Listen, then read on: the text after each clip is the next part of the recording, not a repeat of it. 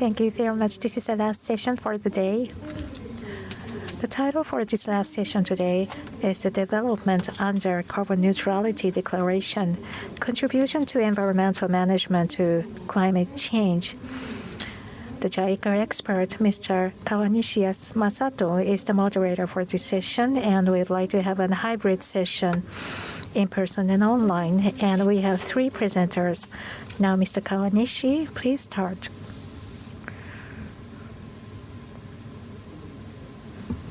My name is Masato Kawanishi. I'm Senior Advisor on Climate Change for JICA. I'm very pleased to moderate this session. This session is titled The Development Under the Declaration of Carbon Neutrality. This session will take a closer look at the case of Iskandar, Malaysia, which is the economic corridor in the southern part of Malaysia. The Iskandar, Malaysia has been taking an endeavor to achieve low-carbon society since more than 10 years ago. In this process, various actors have been involved. For example, Japanese researchers made a significant contribution to the policy planning at the early phase. In the meantime, city of Kitakyushu, for example, is currently under cooperation with Iskandar, Malaysia, to accelerate their low-carbon development.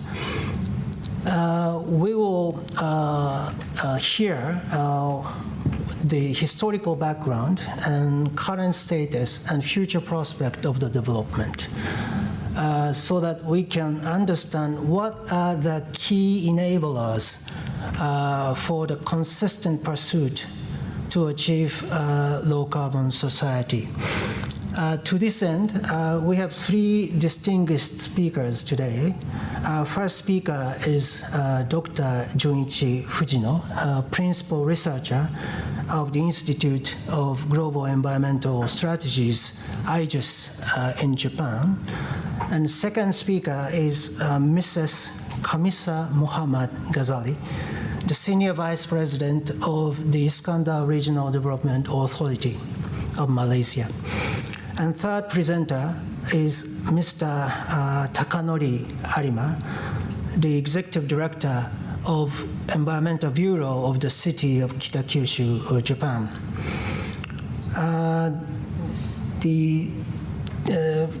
For those who have any questions and comments, please put your questions and comments in the chat box. We will respond to those questions as far as time is available. So without further ado, let me ask the first presenter, Fujino-san. Fujino-san, thank you very much for joining us today. His presentation is titled is the SATREPS Iskandar Malaysia project, and afterwards.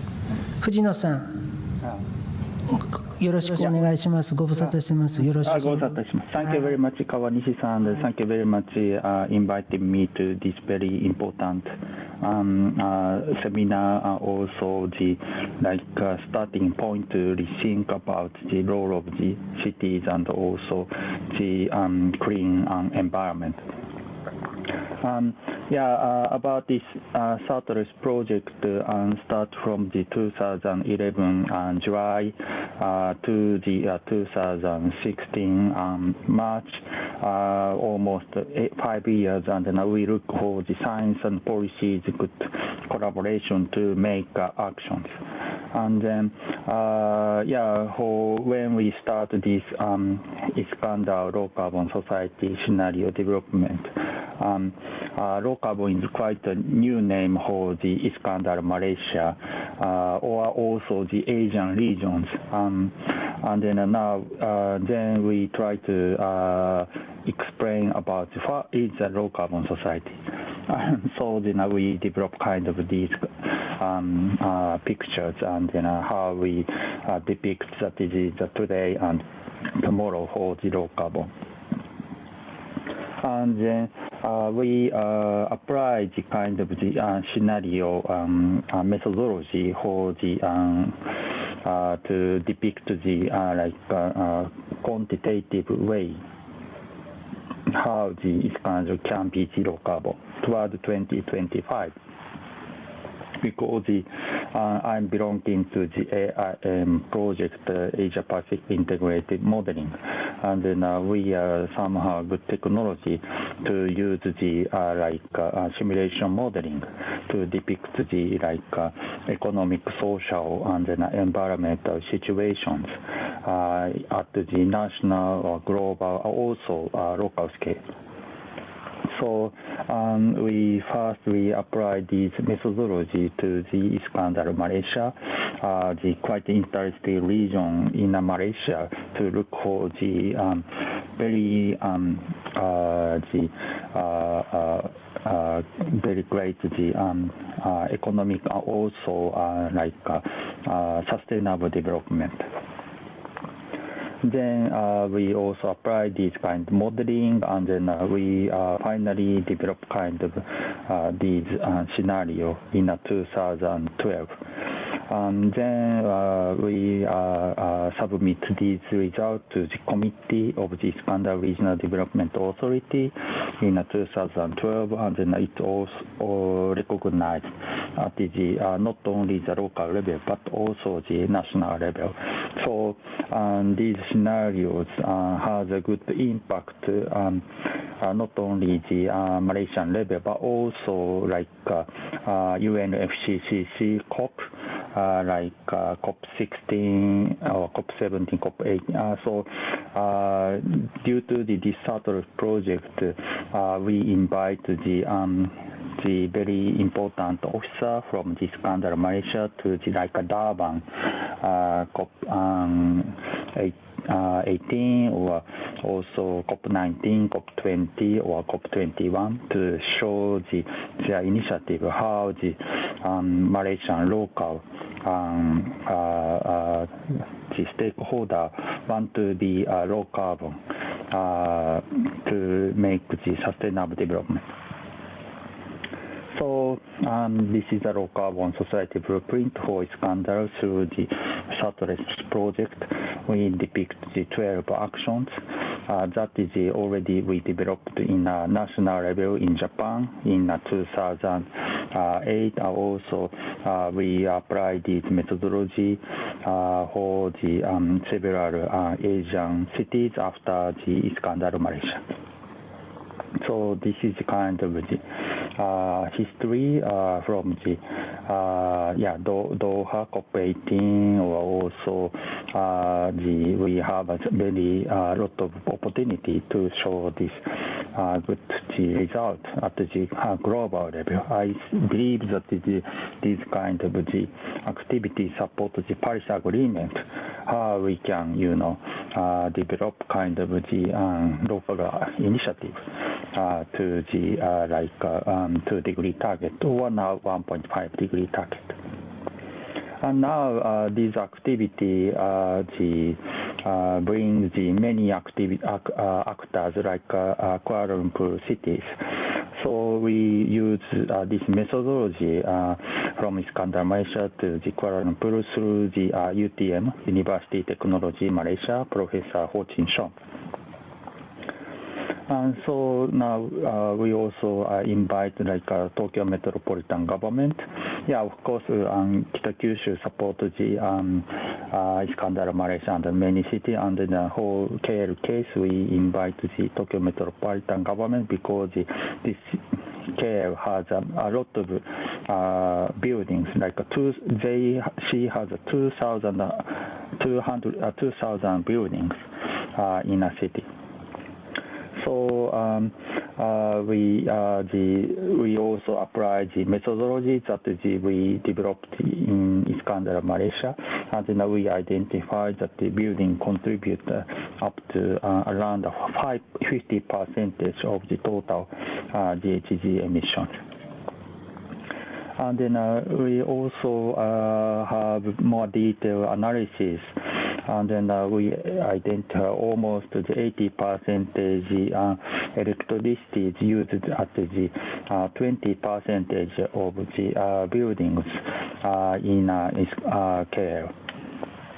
And then we also develop kind of methodology, our scheme, how we develop kind of budgeting retrofit in a KL city, and then the mayor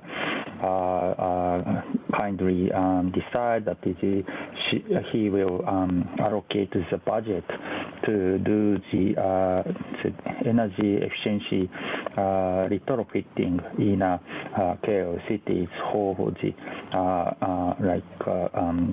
major buildings. Also, KL City developed zero carbon city scenario due to based on AI modeling that we already applied to the Iskandar, Malaysia. And so then KL City mayors declared that he will look for the zero carbon by 2050 at the last year March.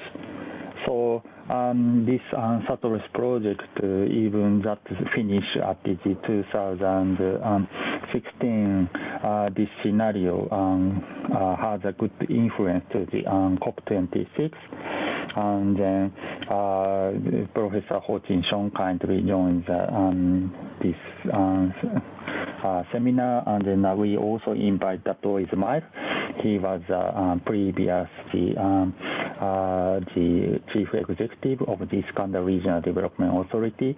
He visited Japan many times through the SATREPS project, and we had a very good timing to share the role of Iskandar, Malaysia, how she has a good impact in low carbon and zero carbon development. And then now ASEAN developed the climate change report. It looks for the zero carbon towards around 2050, and then we invited the Director General of the ASEAN Secretary General. He kindly announced that he looks for the good future for the ASEAN 2050 zero carbon.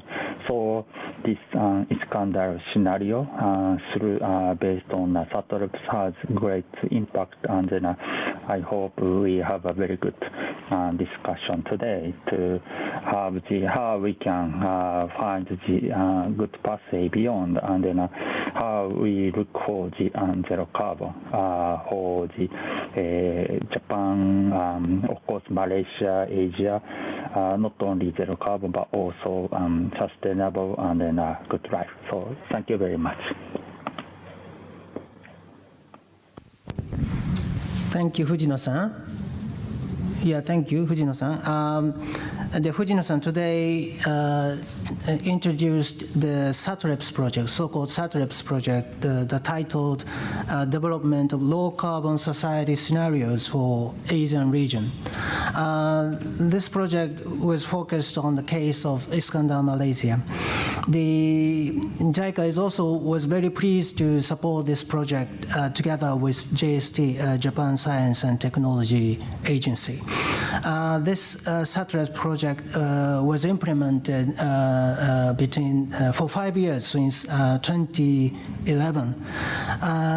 Even though this project was focused on Iskandar, Malaysia, but the Fujino-san's activities are now extended to other parts of the world, including the city of Kuala Lumpur. And I would say this is very important research cooperation, but it's more than that.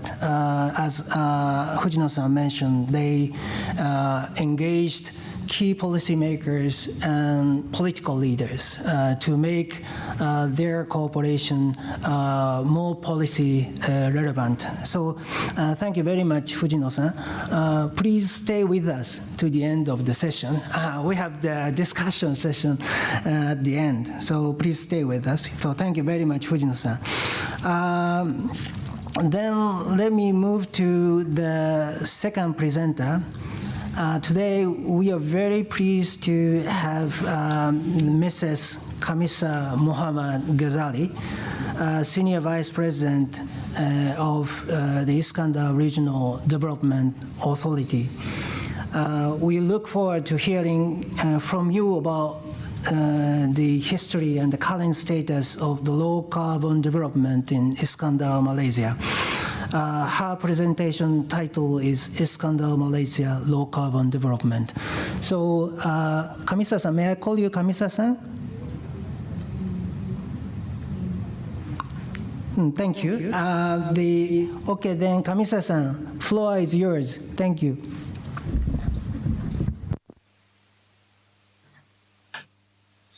Thank you, Dr. Kawanishi.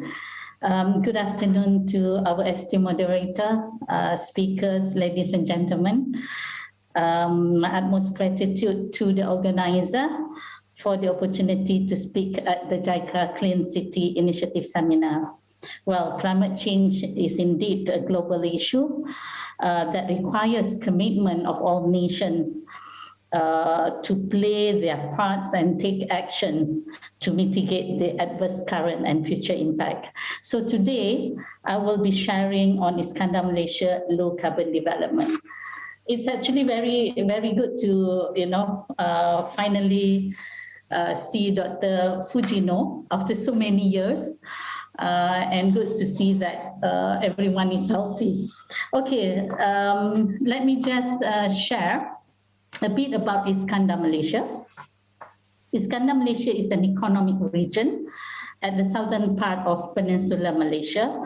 And of course, we are located at the crossroad of East and West trade lanes in the heart of East Asia.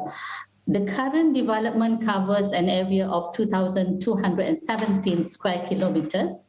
And we actually 3 times the size of Singapore. And at the same time, we have 5 local authorities under us, whereby, actually 3 of them is already obtained a city status. So Iskandar Malaysia has been recognized as a CDP Global Ranking City A-list in 2019 and 2020 due to our leadership and transparency on climate action, especially in our efforts to reduce greenhouse gas emission and build resilience against the impact of climate change. And for your information, it's all started with this vision of Iskandar Malaysia to be a strong, sustainable metropolis of international standing. Well, IRDA is a federal statutory body. As you know, we are established through an act of parliament. Our roles are to plan, promote, and facilitate the development of Iskandar Malaysia. We deliver value through our governance because we have both the federal and also the state ministers, sitting as the co-chairman. The co-chairman is actually the Prime Minister of Malaysia and also Chief Minister of Johor. So having this strong governance enables us to actually deliver a lot of projects because we can reach, both the federal and also state agencies. Our members of authorities consist also of many agencies and individuals within the federal and state governments. Well, in terms of low carbon society, thank you so much, Dr. FUJINO, who have actually given a very long introduction on our journey towards low carbon. And of course, during those days when we were doing the program under SATREPS, the partners are mainly IRDA and also University of Technology Malaysia from Malaysia. And we have our researchers from Kyoto University, Okayama University, and National Institute of Environmental Studies, Japan. It was an opportunity for me, to be part of the team that I have worked with both Malaysian and Japanese researchers, and it is a great opportunity, to be learning from the best.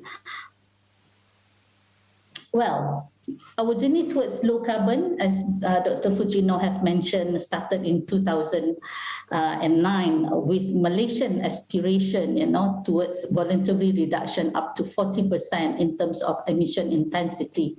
And as have mentioned earlier, we actually have put our target, for Iskandar Malaysia.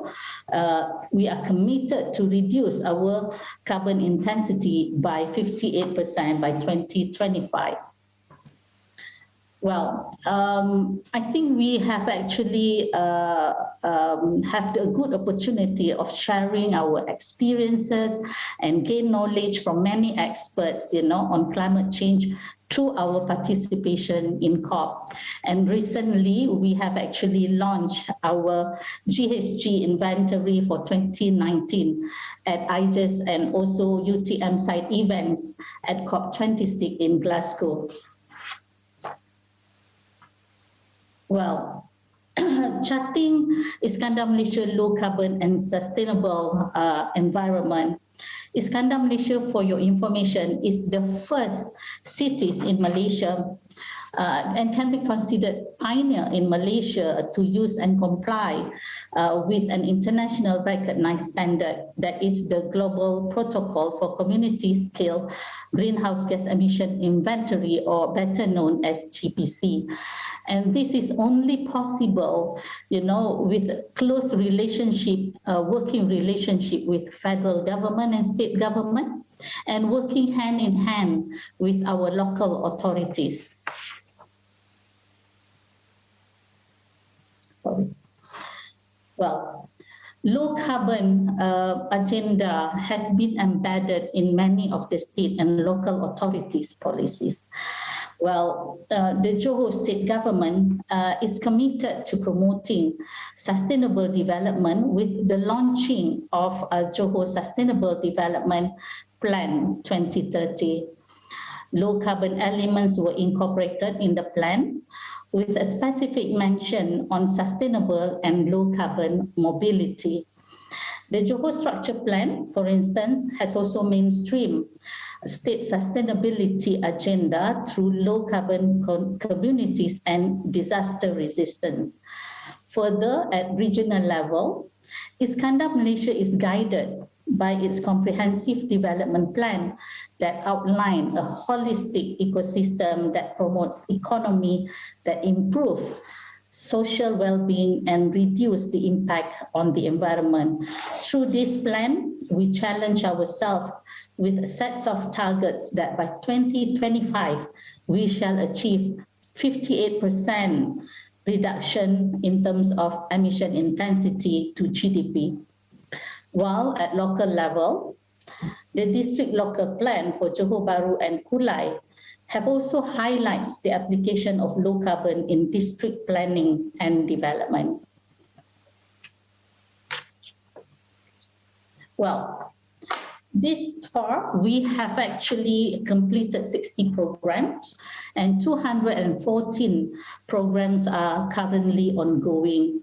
There are several examples of initiatives that have been implemented and are in the pipeline, which I will share in my upcoming slides. Well, these are some of the project outcomes, achievement for 2021. But I would like to focus in terms of green community, and also Iskandar Malaysia Eco Life Challenge. It is actually awareness and education program that we have undertaken and have been successful in giving, result from year to year. For instance, the Green Community Carbon Reduction Program, to date, we have actually saved 146,000 kilogram carbon from the program, consists of saving from electricity, water, and also recyclables. And for Iskandar Malaysia Eco Life Challenge, we started with only 26 schools, with only a few hundred students. But last year, we have actually covered for the whole Johor, not only in Iskandar Malaysia, but for the whole Johor, 906 schools involving about 100,000 students. And this have actually resulted into some of good saving numbers, about 534,000 kg of CO2 saving from electricity, water, and recycling. So I will explain further on other projects in my next slide. Well, currently, Iskandar Malaysia is undertaking Iskandar Rapid Transit Project. It is a BRT bus rapid transit network envisioned to significantly enhance public transportation in Iskandar, Malaysia. The aim is to actually increase the coverage of transportation system from 39% currently to 19%, and we actually target to increase the modal share of public transport from 15% to 40% by 2025. At the same time, we also undertaken the Sungai Seget River Revitalization Project. This project is part of the broader Johor Bahru City Transformation Plan to rejuvenate the central business district of the city and make it a center of the growth for business, community, and culture. The project also improved the river quality from class 4 to class 3, and our target is to achieve class 2.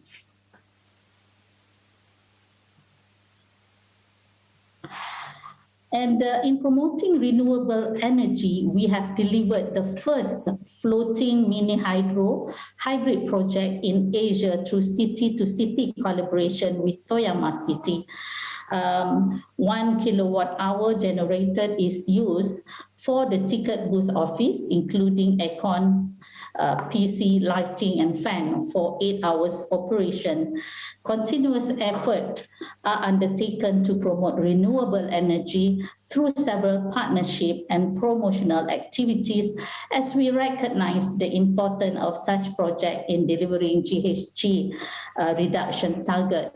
And in fact, we look forward to more participation from industry players to actually proceed with this type of renewable energy project.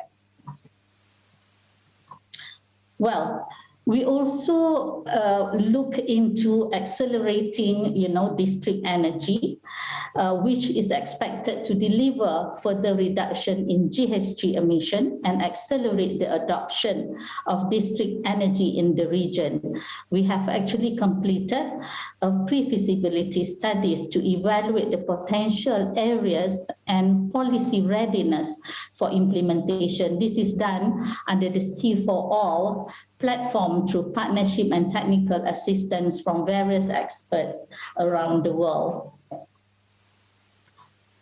This will be an interesting one too, building energy monitoring and reporting system. The program focuses on awareness through promotion and workshop. We see year-to-year increase in participation and increased number in BERM submission. So far 539 tons carbon dioxide was reduced through BERM's program. It's great to see the participation of a lot of private sector in this program. And of course, another one is Kasbi Iskandar. We have showcased 11 projects, and we have turned it into a criteria for our Gaia assessment, and 15 submissions have been certified. Ongoing promotion in Iskandar, Malaysia to expand Kasbi Iskandar is currently ongoing for the whole Johor. We will have collaboration with Johor Bahru City Council this year. So this is also an effort, that actually was made possible with the collaboration from the Japanese partners. Well, the next key initiative and program is the collaboration with Kitakyushu. And I'm sure, in the next presentation, you may heard a lot more. Under this collaboration, we look at realizing industrial symbiosis. And also, we are looking currently at activities between industry for realizing industry symbiosis. And in terms of collaboration with Toyama, we recently look at, decarbonized transportation using biofuel, and we have identified actually during this partnership, sources of biofuel and its capacity, and we are looking to explore new technology and collaboration between Japan and NATO. And the next one is actually in terms of a smart city, supported by Asian Mutual Partnership. It is actually an initiative supported by the Japan Asian Mutual Partnership and also Ministry of Land Infrastructure, Transport and Tourism of Japan. Iskandar Malaysia has been selected to formulate 3 studies, and these are on river feasibility study and pilot project to enhance Sungai Skudai River monitoring and management. Feasibility studies, and pilot project in Sungai Johor disaster risk management. Study for replanning Bandar Cyberport to become smart healthcare hub. And for your information, we recently completed our GHG inventory for 2019, and Iskandar Malaysia Basic Plus Emission Inventory by GDP in the year 2019 is at a decrease of 19.7% from base year 2010. The study have recommended for us to look at area to prioritize, and the recommendation made is actually to increase renewable energy, switching to more environmentally friendly options like biofuel, promoting waste minimization and circular economy, and also focus on sustainable management and conservation of forest land.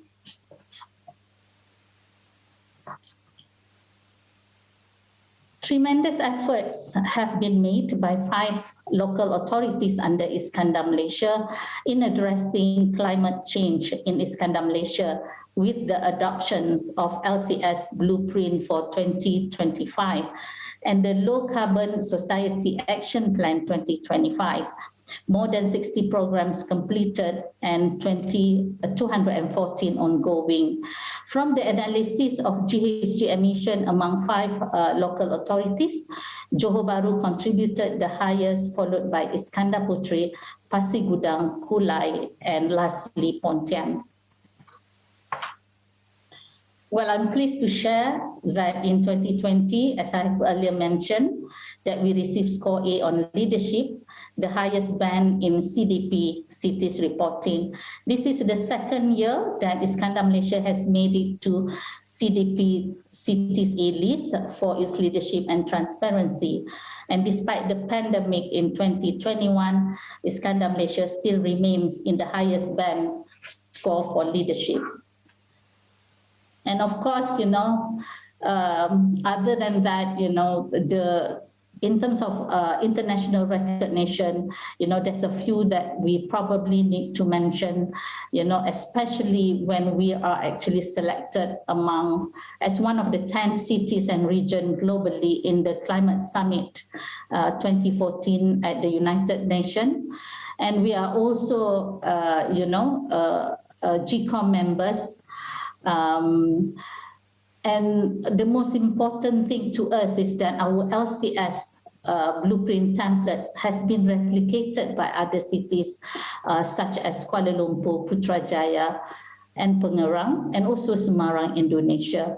And we value the collaboration from international partners, experts, especially from OECD, GATA-CC through the Green Technology Application for Low Carbon Cities Program.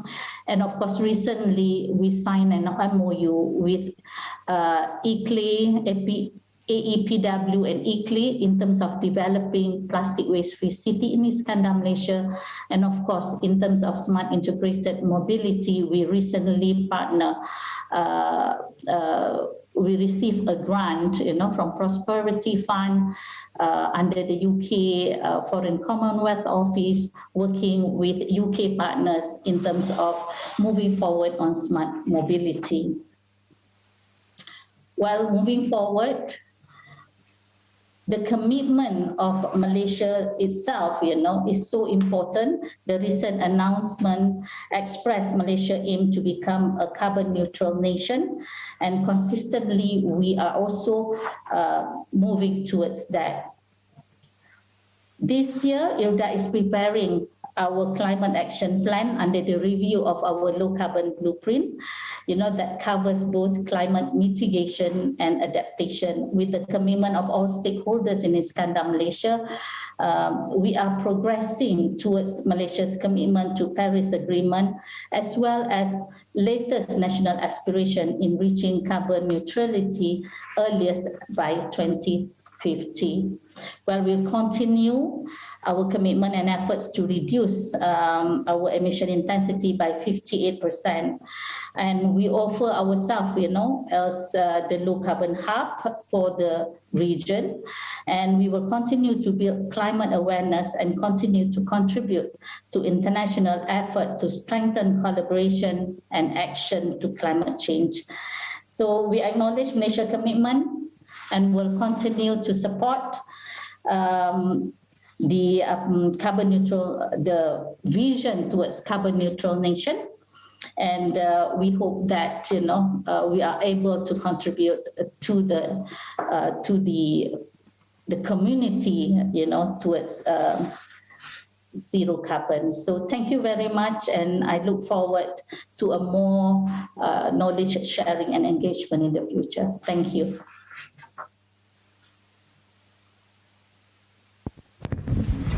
Thank you, Kamisah-san, and I really appreciate your excellent presentation.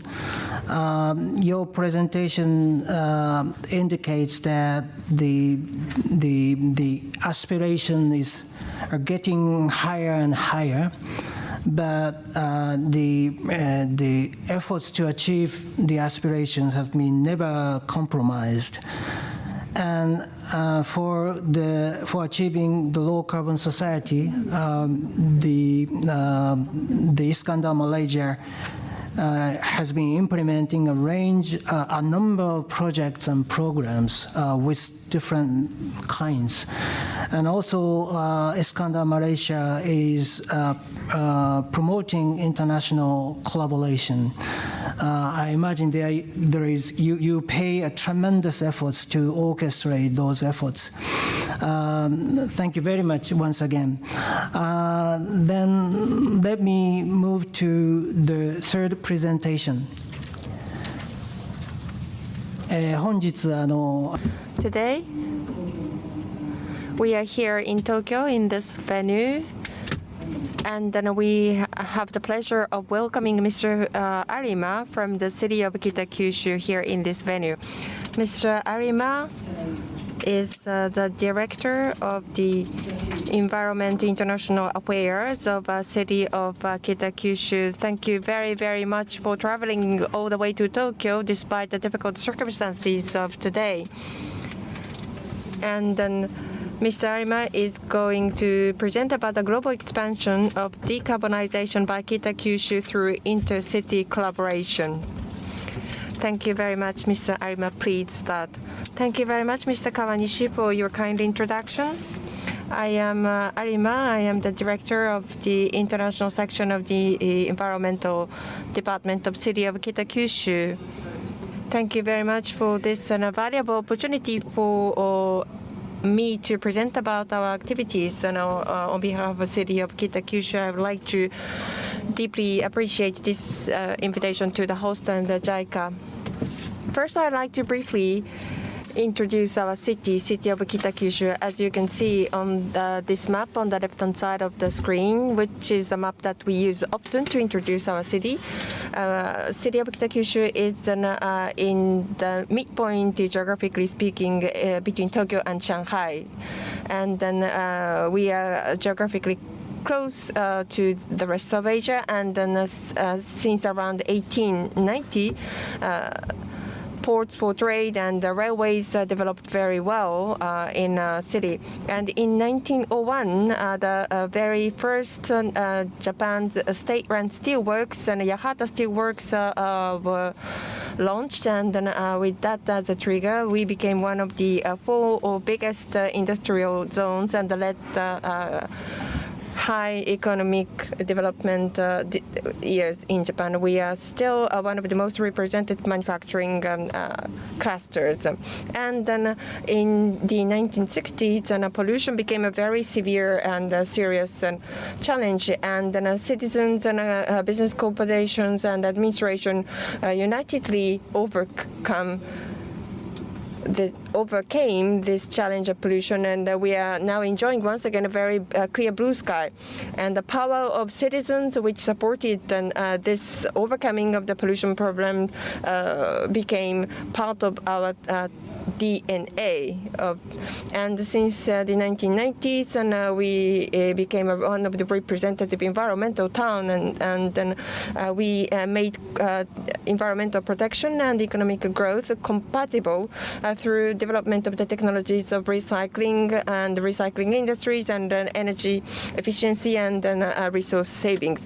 And as you can see on the top left, cleaner production is part of our environmental technologies that we have in Kitakyushu, and then we shifted to technologies and industries and to those which generate much less waste, and then we also developed recycling and waste treatment technologies that we are capitalizing on now, and then energy management, capitalizing on ICT. And water business technologies also experienced a lot of development in our city. Regarding these technologies and are useful to overcome pollution challenges, and we have been cooperating with other Asian cities and back since the 1980s, and as part of our international cooperation city to city to share technologies to overcome pollution problems. And then we particularly focused on the water supply and sewage problems and other environmental areas. We dispatched many trainee experts and welcomed many trainees, and we welcomed 10,000 trainees in environmental area over 40 years. And this is one of the case studies of our international cooperation in environmental protection area. This is with the city of Dalian in China. This started in 1996, and this was the very first case of city-to-city cooperation as Japanese municipality using ODA. And air pollution dramatically improved in Dalian. And Dalian in 2001 was awarded with a Global 500 title by UNEP and is leading an urban protection improvement in urban area in China. So, on top of those our track record of international cooperation in environmental area, and then along with that, we wanted to promote commercial trade and infrastructure's export. We therefore in 2010 created our Asia Center for Low Carbon Society. This is in the framework of cooperation of government, industry, and academia. And then since its creation in 16 Asian countries in 84 cities, we implemented 238 projects through this center, and that project amount total 25 billion yen. This is one of the studies, and this is a waste treatment and in Surabaya, Indonesia. Takakura method composting, the method which originated from Kitakyushu, was adopted there, and the volume of waste brought to landfill disposal site was reduced by 30%. And then composting from food waste and contributed to greening of the community, and Surabaya, Indonesia had a reputation of the cleanest city in Indonesia. And the second case is in Davao, Philippines. We signed with them a grant aid agreement in March 2018, and then in terms of how to take out the garbages from households and the collection and transportation, the infrastructures have been developed and for their improvement, and the waste to electricity power plant project is also ongoing. This is in the area of water business in Phnom Penh, the capital city of Cambodia. Dramatical improvement of the environment was brought about as a result of this project in terms of the supply of potable tap water water supply, and this is called the Phnom Penh miracle. In a different case, now in Vietnam, by utilizing microorganisms, advanced water treatment and purification technology called UBCF has been adopted in the city's main water treatment plant. And then this has a significant cost competitiveness compared to other technologies. And more recently, in the area of sewage in Phnom Penh, Cambodia, we have been contributing to the technology sharing, training, and sewage treatment plant constructions. And then I'd like to now talk about the low carbon and the decarbonization, the topic of today's session. We have a strong cooperation relationship with Iskandar, Malaysia. In 2013, as other presenters already talked about, with JICA and the universities and the national research institutes, the local level low carbon society blueprint was approved of by Malaysian government, which was the very first one in ASEAN at the local level. And then we have been having a historical relationship with this city, and because we had studied the survey about decarbonization concrete initiatives taken in Pasigudang in the Iskandar. And then with the recognition of this type of track record in 2016, not only the city of Pasigudang, but then with the whole region, including Iskandar, we signed the LOU. And for specific projects, these are four. First of all, the planning for the region-wide decarbonization and the waste-to-energy plant and resource recycling and resource circulation type industrial park. And as for the waste recycling, one of the big companies based in Kitakyushu has established a joint venture with Berujaya, a major conglomerate in Malaysia. And on the planning aspect, within this year, we expect that this plant will be completed. And the left bottom, waste power generation, waste to energy. And we are now working on two waste to energy plants to be established within the region. And in order to promote the decarbonization efforts and make our own contribution to that target, Kitakyushu City has announced a zero carbon city to aim at net zero emissions at 2050. And towards that goal, by 2030, we have set the goal of reducing more than 47% of the GHG emissions, which is a little higher than the national goal. And Industrial City Kitakyushu has set this very high target, and we are going to work with the industries and promote the energies and innovations so that we can become a good model for other Asian cities. And especially, we are going to focus on the dissemination of renewable energies. Kitakyushu model for 100% renewable energy. This is the model that we would like to disseminate. To be more specific, by 2025, we are going to supply 100% renewable energies for the electricity to be consumed in all public facilities in the city. Another is for the solar panels to be placed in various facilities, and also the cells, and also the air conditioning equipment. We are going to promote the third-party power purchase agreement, which does not require any initial investment. And we would like to promote this model to different private sector entities in the city or outside the city, and even to overseas.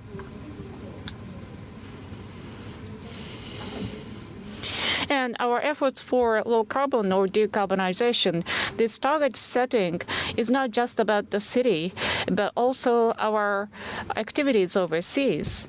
And we have set the target of reducing our GHG emissions by 150% in 2050 as compared to 2013. So the next decade is a decisive decade for us to promote these efforts.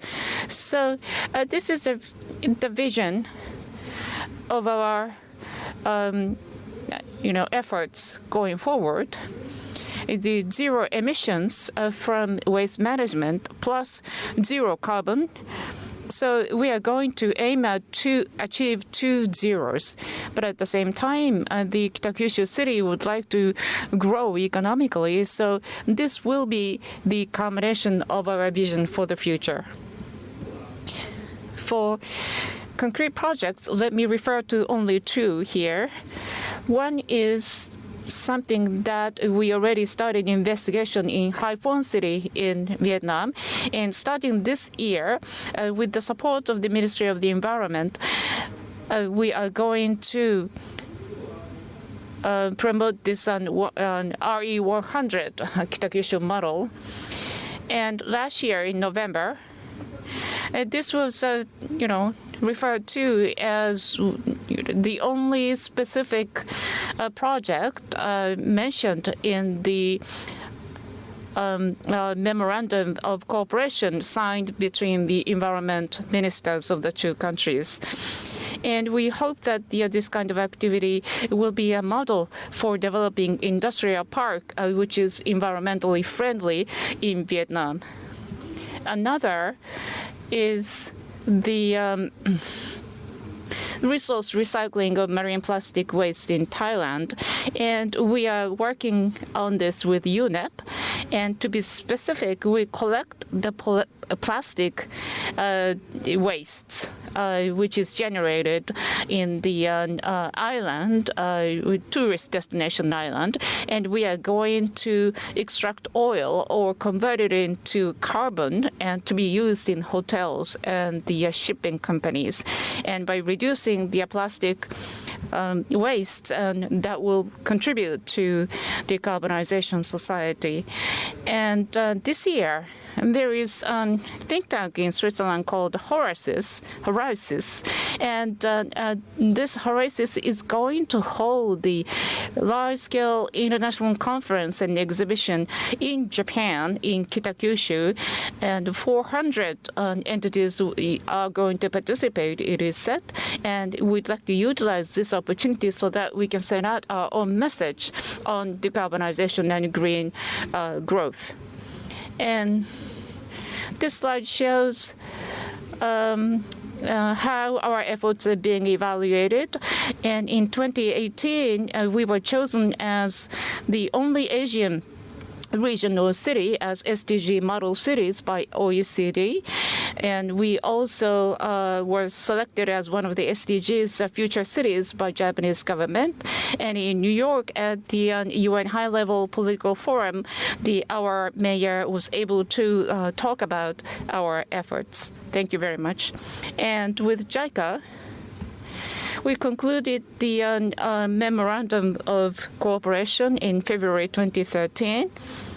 And then as is stipulated in the JICA's Development Cooperation Outline, the high-quality growth promotion is one of the aims that we have in mind, and we hope that such activities on environment should benefit the local citizens, and we would like to further promote such cooperation with JICA so that we can contribute to the development of regions in developing countries and decarbonization. And lastly, in this seminar, there is a seminar going on to introduce Japanese companies, technologies, and there is also an opportunity for business matching. And the two companies from our city are participating in it. One of them is Shabondama Seget. It's a company that produces firefighting foam using the soap, which doesn't have any additives. Another is Eco Wood company that utilizes the waste wood and waste plastics to produce the recycled materials. So I hope that you will also access those business pitches too. Thank you very much. Thank you very much, Mr. Arima. I myself used to be working in Indonesia, and I went to Surabaya many times. And the fame of the city of Kitakyushu is very widely known in Surabaya city. And in terms of your relationship with Iskandar Malaysia, as was introduced by Fujino-san, the outcome of SATREPS is now being transferred and then taken over by the efforts by the Kitakyushu city. And I was very much impressed by that. And Japanese companies are actively engaged in such efforts. Also, the city of Kitakyushu itself has set a very ambitious goal. And also, even in their activities overseas, they have set a very concrete targets, numerical targets, which also impressed me greatly today. As for cooperation with JICA, you refer to it, which is very encouraging for us at JICA too. And I look forward to closely work with you in the future too. Thank you. We have discussion, but thank you very much for the presenters to give us the excellent presentations. Before we move to discussion, let me take this opportunity to introduce very briefly JICA's global agenda on climate change, which has been recently announced. The global agenda on climate change of JICA has the objectives to support developing countries to build sustainable and climate-resilient society. It also aimed at contributing to achieving international development goals such as SDGs and the UNFCCC. Under this global agenda, there are two major clusters. The first cluster is to promote the implementation of the Paris Agreement. As you know, the Paris Agreement stipulates a range of actions that developing countries are also either obliged or encouraged to perform. And so JICA is ready to cooperate with developing countries so that they can meet, they can fulfill these obligations or expectations under the Paris Agreement. And second cluster is related to what we call co-benefit. While developing countries are pressed to take climate change-related actions, there remain a range of developmental needs for them to meet. So JICA will continue to cooperate with developing countries so that they can meet both climate and developmental needs simultaneously. Next slide, please. The priority area regarding the first cluster includes the activity cooperation on capacity development for climate change-related policy planning and implementation. That also includes cooperation for the formulation of nationally determined contributions, NDCs under the Paris Agreement. That also includes the reporting on the progress of the implementation. the private sector engagement as well as the access to climate finance will be also supported. Next slide, please. There are several priority areas regarding the second cluster, co-benefit cluster. The first priority area I mentioned today is to support for zero carbon and climate resilient urban and infrastructure development. This includes cooperation on energy efficiency, renewable energies, public transport, and also the integration of climate risk assessment results into urban planning and infrastructure development. Next slide, please. This slide shows some examples in this regard, which includes mass rapid transit in Delhi, India, thermal power development in Kenya, and coastal protection in Kiribati. Next slide, please. The second priority area regarding the co-benefit cluster is adaptation. This priority area includes the assessment of climate risks, strengthening early warning and emergency response mechanisms, and cooperation to ensure the post-emergency measures to build back better. The use of risk financing instruments are also supported where necessary. Next, please.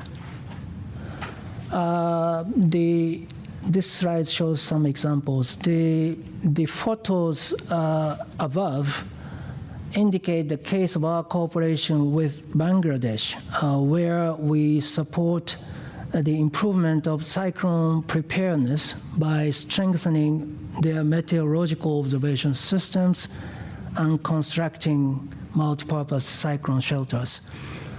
The picture below illustrates the case of our cooperation with Ethiopia, where we support the introduction of weather index insurance in rural areas. And next slide, please. And the final priority area regarding the co-benefit cluster I mentioned today is to enhance conservation and sustainable management of forests and other ecosystems to reduce GHG emissions and improve carbon sinks. This area includes so-called REDD+ activities and also building resilience against desertification. Next slide, please. This is final slide. This is an example of the sustainable forestry and land use in countries in Africa. The similar activities are also implemented in Asia and other parts of the world. So that's all from me for the very brief and quick introduction of JICA's global agenda on climate change. With this, let me move to discussion.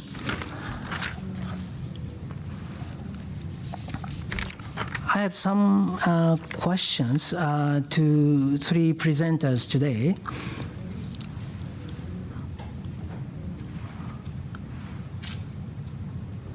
Thank you. Welcome back, Fujino-san and Kamisah-san. And ARIMA-san, すいません.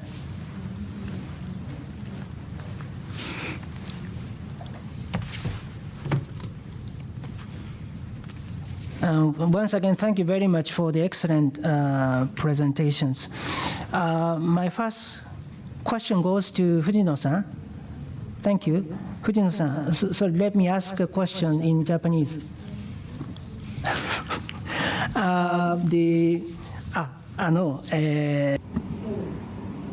So today, Mr. Fujino talked about SATREPS project in Asian region, low carbon development scenario. is developed. So in the SATREPS project, as you presented, from 2011, for 5 years you conducted this project. 2011 is the year where we didn't have Paris Agreement, and we had the first commitment period for Kyoto Protocol during the time. And looking back, in developing countries, their countries, did they have a momentum to develop this? I don't really think the momentum was as high compared to right now. So under such a situation, use the SATREPS and use the scenario analysis in Iskandar, Malaysia, and I imagine that you have encountered many difficulties and issues. So my question is that what kind of difficulties and issues you have faced in that process, and how did you overcome those difficulties and issues? So Fujino-san, please. Thank you for the question. So I will answer in Japanese too. So let me answer in Japanese. So in 2011, and but we already started preparing for the project in 2009 with the honorary professor of Kyoto University. In 2009, I think. In the springtime, I met you, Kawanishi-san, in Bangkok, and we were talking about how we can proceed with this project, right? And indeed, so how, because some people knew that this kind of activity was needed, but how we could proceed with that was indeed an issue. And the Iskandar is a very unique region, because the sustainable development was already one of the goals for the regional development in Iskandar. That is one big element which led to the success of this project. And the second point is that in 2009 at COP15, historically speaking, it was a COP where the Copenhagen Protocol should have been formulated, but that didn't happen for various reasons. And the Prime Minister of Malaysia was in Copenhagen to attend COP15. And at that time, 25% of the GDP, the GHG intensity reduction was announced by 2030. So Malaysia was in the position to announce such an ambitious target. And so in that sense, so there was, in this Iskandar region was more susceptible to accepting such a proposal. And another element which might have led to the success of the project was that Mr. Ismail, who has retired just recently, his determination, the strength of determination was really a big key. And because he's the one who signed this SATREPS project document, Malaysia is, well, maybe Japan, maybe so. It's a top-down country. And so the person who is the head of the ministry and the agency who is responsible for this, and we need his or her signature, but he signed that document. And, so he visited Japan and had a feeling that, this might be feasible. So it was a little bit of a dramatic element which led to the success of this project. And comprehensive development plan is in place. And start of the project was coincidental with developing that comprehensive regional development plan. And we were also lucky that Johor Bahru region, there is the Malaysia University of Science and Technology. So there is this academic background in the region. And so they knew that the zero carbon target is needed for the country and for the world in the future. They already understood it. So, and it was very important that they were readily available to provide the explanation whenever some people have some questions. And also, after the blueprint was formulated, there was this JICA support to an educational program, the Eco Challenge, which was being carried out in Kyoto City, and that was brought to Malaysia, and with the support of JICA. So. And also then the bottom-up approach was implemented in order to get the understanding of the residents and the people of the educational board and other people also on board.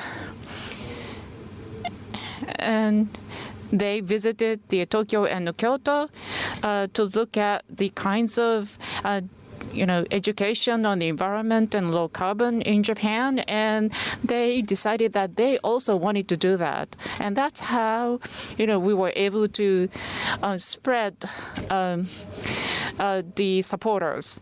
But what was lacking was the efforts in the industry. So that is why the Kitakyushu city thought that was very interesting to be involved in that project, and they visited the region. So we had the weakness in the industry sector, but then we were able to get the participation from the Kitakyushu city. So, and the first slide was produced by this professor from Malaysia University of Science and Technology. But in terms of action, Kitakyushu City had already done various activities. And so that's it from me. Thank you very much. Thank you very much for, tracing back your memory in this history. And what I noticed is, as very important elements, Malaysia, including Iskandar Malaysia, on the regional level, but also on the national level, they already had a very ambitious vision. And the leadership was there in order to actually put that to practice. And the Malaysia University of Technology, you referred to. So the administration and the researchers, had some relations between them, and they were able to, work together. And so there was already an asset before the project started. In addition to that, educational program for ordinary citizens was played a very important role in actually implementing the project. But as for the industry efforts, there was some gap during the years of SATREPS, but the Kitakyushu city was involved in order to close this gap. つなぐような形でですね。 So the baton was transferred from one player to another. 聞きいたしました。また詳しくいつか教えてください。And I hope to learn more from you in some other occasion. Let me ask my second question to Mrs. Kamisah Muhammad Ghazali. Kamisah-san, I have a question to you. Once again, thank you very much for your excellent presentation. And your presentation demonstrates that Iskandar Malaysia is making tremendous and great efforts for more than 10 years to achieve low-carbon society. And my question is, what do these efforts mean to Iskandar Malaysia? Please tell us the significance of low-carbon development for Iskandar Malaysia. Thank you. Floor is yours. Thank you, Kawanishi-san. On the first question, what these efforts mean to us, I think it goes back to our vision of strong and sustainable metropolis. So I guess, when we first started, we asked the question, what does strong means? And then, what sustainable means? You see, how do we measure, strong and sustainable? So these are, I think, the point where Dato Ismail, our CEO at that time, challenged most of us to look at what strong and sustainable means and how we can actually measure. This is actually when, we start looking at how do we define the success of being a sustainable cities. So what can we do, what we should do? And I think when the LCS, when SATREPS program come into the picture, I think, it just fit very nicely to what we actually want to achieve.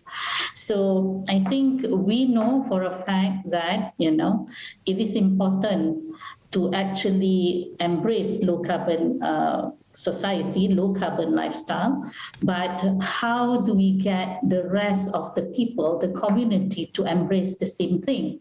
So it is a huge challenge. I think when we start doing this, the SATREPS program, we learn from Japanese researchers, how do we look at many things into perspective of achieving sustainability. And while doing that program, we also actually get the participation and buy-in of our local agencies, and communities on the ground. For us, why it is so meaningful, I guess we need to position Iskandar Malaysia as an attractive region that attract not just investor, but is also attract, the community surrounding Iskandar Malaysia itself. And we need to be consistent, and we are actually guided by our plans. Our CDP, like Dr. FUJINO have mentioned, have already have this element of sustainability in it from economic perspective, environment, and also social. So whatever that we are doing, also consistent to what national aspiration. And because of this, we actually position ourselves as a driver. And we know that we can't wait for, other agencies to spearhead. So I think the direction given by our CE at that time really pushed us to actually achieve this. And it is actually very significant when we talk about low carbon from social perspective, changing the social landscape to a sustainable lifestyle is not something easy, but it is something that required because it is for the future generation. So because embracing low carbon, in my opinion, would actually help to reduce the cost of living in the long run. So I think we have to be, whatever saving that community can have can be used to a more meaningful purpose. And in terms of economy, it's good. I guess we believe that, attracting green investor who has priorities and practice sustainability, is important. All right. So as you know that you've read, I'm sure you read a lot of, stories with regards to pollution, dumping, and so on in Malaysia. I think we cannot continue to actually have that kind of things, and at the same time, it affects investment into Malaysia. For us in Iskandar Malaysia, we want it to be very clear. We want to take action. So action that we take, that we have taken, would attract more investment into the region. So, and we also want an investor who actually practice sustainability, all right, who embrace the same thing, who create more green jobs in the region. So, that we encourage and motivate green development within within Iskandar Malaysia. At the same time, we feel that, with this type of agenda on low carbon, it will attract more international partnership and opportunities, to learn from others, because people see the opportunity of Iskandar Malaysia as a low carbon hub.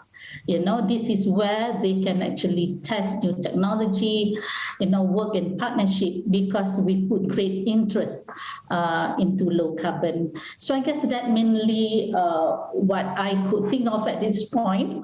All right, so that's from me for now. Thank you, Kamisah-san. Wonderful reply. I'm very pleased to hear that your pursuit for achieving low carbon society begins with the definition about what successful city is all about, and also in the course of this effort, you are trying to attract investments, but people and also community, and opportunities to cooperate with international partners, and also opportunities to learn from them. So I think, in my view, that's the reason why you are continuously taking relentless efforts to achieve the low carbon society. Thank you very much. I wish to visit Iskandar, Malaysia someday in the near future. Please come and visit us. Thank you very much.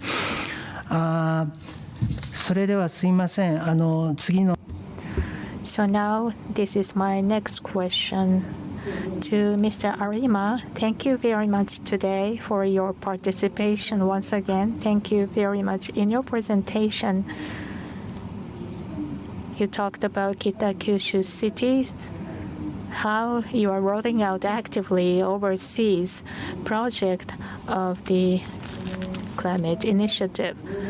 So global rollout of the global climate initiative by Kitakyushu City. What is your basic idea, and what is your basic policy for that? What is the backbone? If you have any, please share with us. Thank you. Another point is that as you explained, today your city has been working on various activities, and if you can share with us some of the learnings from those experiences, that would be appreciated.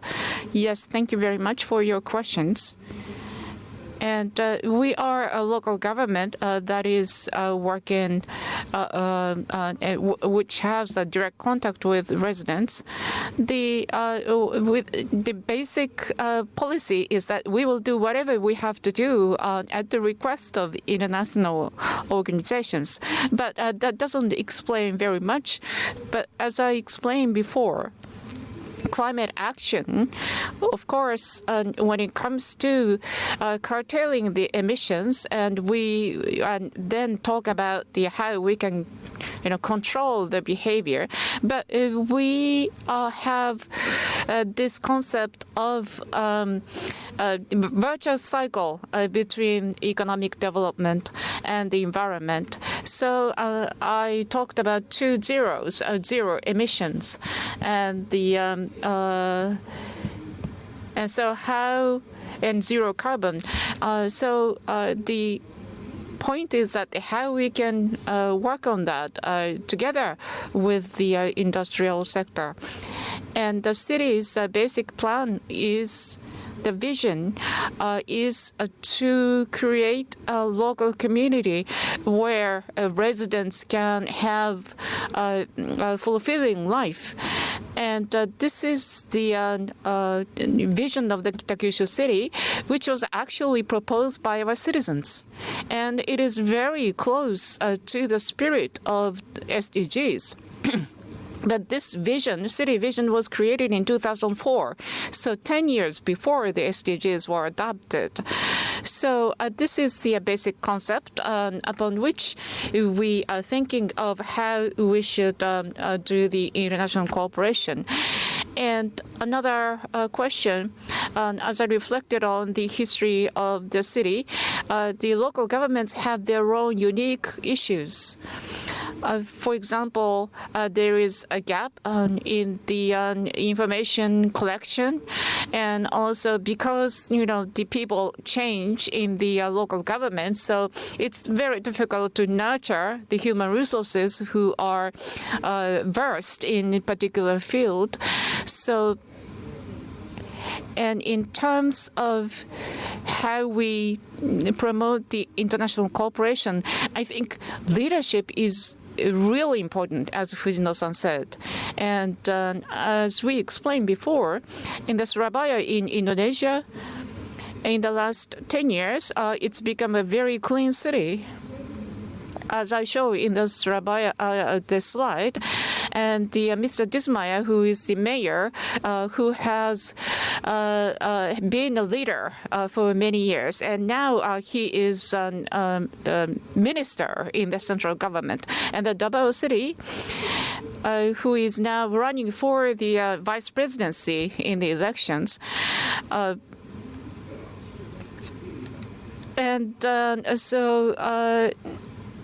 And it looks like he is going to run for the mayorship. So leadership is very important. But on the other hand, it takes time to improve the environment. For example, if the mayor or the head of the local government changes, and if the principal of one school, which has been a model environmental education school, but once the president changes, all of a sudden the program stalls. That kind of thing happens. So the strong leadership as well as the continuous relationship building is very important. But on the other hand, for domestic audience in Japan, I think. And it should be based not on just an ego of one particular city. And we hope that there will be more and more Japanese cities who are engaged in the international cooperation.